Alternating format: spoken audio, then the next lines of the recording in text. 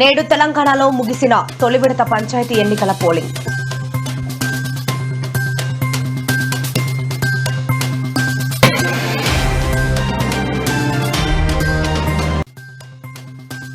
ఈ నెల 13న ఉప్పల్ స్టేడియంలో ఎగ్జిబిషన్ మ్యాచ్ ఈవెంట్ కు హాజరు కావాలని రాహుల్ ప్రియాంకలకు ఆహ్వానం పంపిన రేవంత్ రెడ్డి.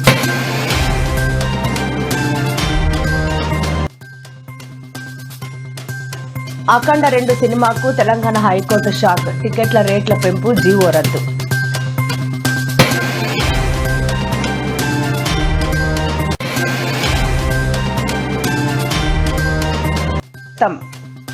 జోజీనగర్ బాధితులకు జగన్ భరోసా.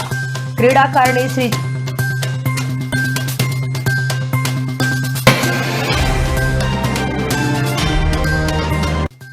చరణికి 2.5 కోట్ల నగదు, 500 గజాల ఇంటి స్థలం ప్రకటించిన ఏపీ ప్రభుత్వం.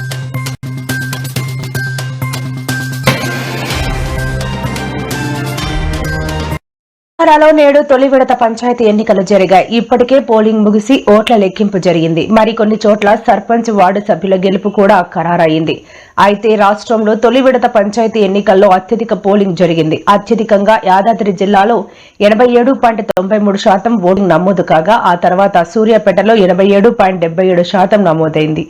ఆ తర్వాత స్థానాల్లో మెదక్ 86%, నల్గొండ 81.63%, వరంగల్ 81.2%, నిర్మల్ 79.81%, మంచిర్యాల 77.34%, హన్మకొండ 75.6%, ములుగు 73.57%, జనగాం 71.96%, ఆదిలాబాద్ 69.10% జిల్లాలు ఉన్నాయి. మరికొద్దిసేపట్లో ఫలితాలు వెలువడనున్నాయి.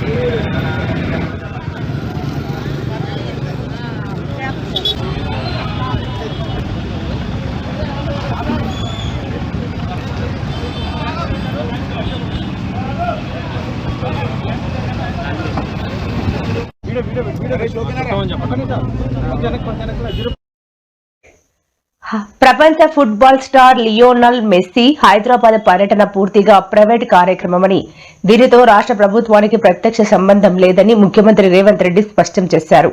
ఢిల్లీ పర్యటన ముగించుకుని తిరిగి వస్తున్న సందర్భంగా ఆయన పార్లమెంట్ ఆవరణలో మీడియాతో మాట్లాడారు. మెస్సీ పర్యటనను ఒక ప్రైవేటు సంస్థ నిర్వహిస్తోందని, ప్రభుత్వం కేవలం అవసరమైన సహకారం మాత్రమే అందిస్తోందని ఆయన తెలిపారు. మెస్సీ గోట్ ఇండియా టూర్ లో భాగంగా ఈ నెల 13న మెస్సీ హైదరాబాద్ రానున్నారు. ఉప్పల్ స్టేడియంలో జరిగే ఎగ్జిబిషన్ మ్యాచ్ లో ఆయన పాల్గొంటారు. ఈ మ్యాచ్ లో మెస్సీతో పాటు సీఎం రేవంత్ రెడ్డి, పలువురు అంతర్జాతీయ క్రీడాకారులు కూడా 2 జట్లుగా విడిపోయి ఆడనున్నారు.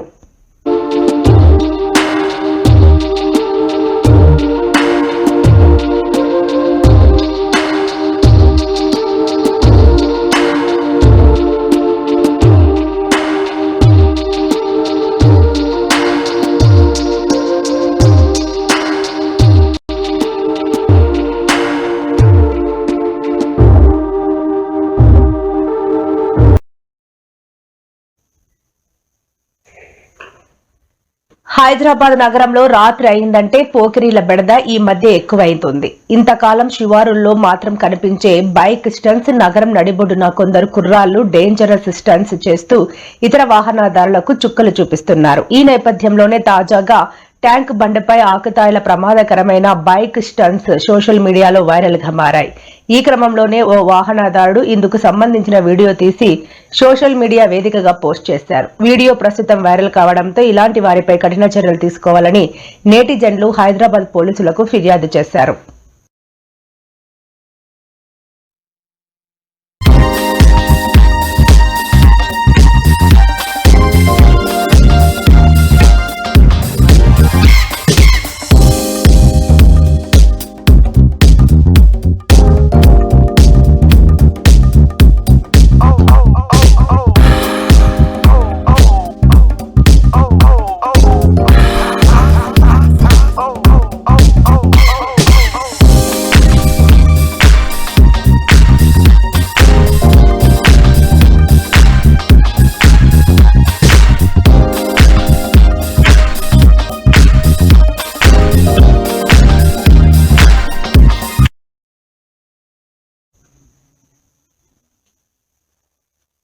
నందమూరి బాలకృష్ణ, బోయపాటి శ్రీను కాంబినేషన్ లో వస్తున్న అఖండ 2 చిత్రానికి విడుదల ముందు ఊహించని షాక్ తగిలింది.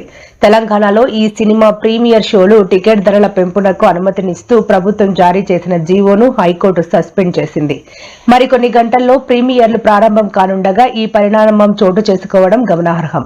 వివరాల్లోకి వెళితే అఖండ 2 సినిమాకు ప్రత్యేక షోలకు అనుమతి ఇవ్వడం, టికెట్ ధరలు పెంచుకోవడానికి వీలు కల్పించడాన్ని సవాలు చేస్తూ అడ్వకేట్ పాదూరి శ్రీనివాసరెడ్డి హైకోర్టులో లంచ్ మోషన్ పిటిషన్ దాఖలు చేశారు.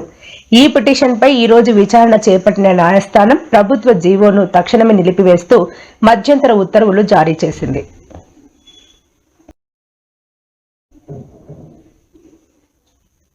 విజయవాడ భవానీపురం జోజీనగర్ లో కోర్టు ఆదేశాలతో 42 ఇళ్లను కూల్చివేసిన విషయం తెలిసిందే.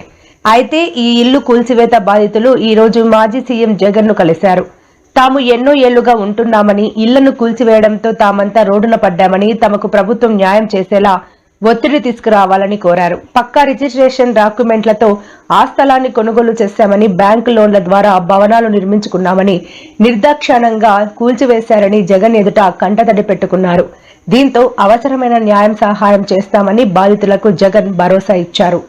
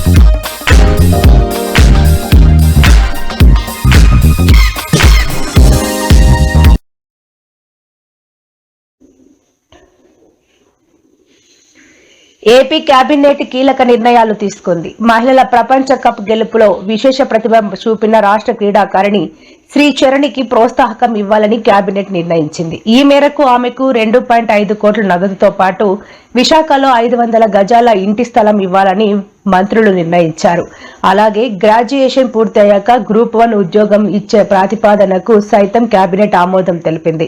44 అంశాలకు మంత్రివర్గం గ్రీన్ సిగ్నల్ ఇచ్చింది. గిరిజన సంక్షేమ పాఠశాలలో 417 టీచర్ పోస్టులకు అప్గ్రేడ్ చేసే ప్రతిపాదనను కేబినెట్ గ్రీన్ సిగ్నల్ ఇచ్చింది. సాంఘిక సంక్షేమ విభాగంలో సామాజిక సేవలో అనుభవం ఉన్న వ్యక్తులను చైర్మన్ మెంబర్లుగా నియమించే ప్రతిపాదనకు మంత్రివర్గం ఆమోదం తెలిపింది.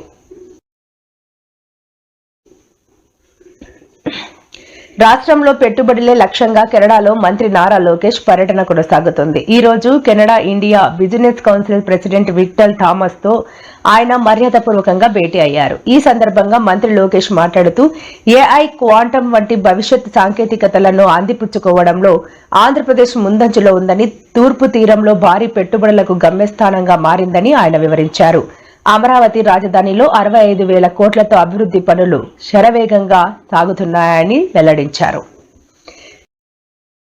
విమానాశ్రయాలు, పోర్టులు, లాజిస్టిక్స్, రోడ్లు వంటి మౌలిక సదుపాయాలపై పెట్టుబడులు పెట్టేందుకు కెనడియన్ పారిశ్రామికవేత్తలను ప్రోత్సహించాల్సిందిగా లోకేష్ విజ్ఞప్తి చేశారు.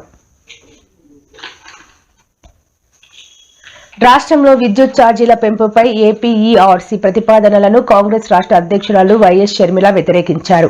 కూటమి ప్రభుత్వంపై ఆగ్రహం వ్యక్తం చేశారు. చెప్పేవి శ్రీరంగ నీతులు, చేసేవి దొంగ పనులు అన్నట్లుంది తీరు అని ఆమె సెటైర్లు వేశారు. విద్యుత్ ఛార్జీల పెంపుపై ఏపీఈఆర్సీ ప్రతిపాదనలకు సీఎం చంద్రబాబు హామీలకు పొంతనే లేదని ఎద్దేవా చేశారు. రాష్ట్రంలో విద్యుత్ ఛార్జీల పెంపుపై ఏపీఈఆర్సీ ప్రతిపాదనలను కాంగ్రెస్ రాష్ట్ర అధ్యక్షురాలు వైఎస్ షర్మిల వ్యతిరేకించారు. కూటమి ప్రభుత్వంపై ఆగ్రహం వ్యక్తం చేశారు. చెప్పేవి శ్రీరంగ నీతులు, చేసేవి దొంగ పనులు అన్నట్లుంది తీరు అని ఆమె సెటైర్లు వేశారు. విద్యుత్ ఛార్జీల పెంపుపై ఏపీఈఆర్సీ ప్రతిపాదనలను సీఎం చంద్రబాబు హామీలకు పొంతనే లేదని ఎద్దేవా చేశారు. సీఎం చంద్రబాబు నాయుడు అధ్యక్షతన జరిగిన కేబినెట్ సమావేశం ముగిసింది. ఈ సమావేశంలో 44 అజెండాలపై మంత్రివర్గం చర్చించారు. సమావేశంలో సీఎం అధ్యక్షతన జరిగిన కేబినెట్ సమావేశానికి డిప్యూటీ సీఎం పవన్ కళ్యాణ్, రాష్ట్ర మంత్రులు, అధికారులు హాజరయ్యారు. 9,500 కోట్ల విలువైన 506 ప్రాజెక్టులకు పరిపాలనాపరమైన అనుమతులకు కేబినెట్ ఆమోదం తెలిపింది. కేబినెట్ సమావేశానికి పలువురు మంత్రులు ఆలస్యంగా రావడంపై సీఎం అసంతృప్తి వ్యక్తం చేశారు.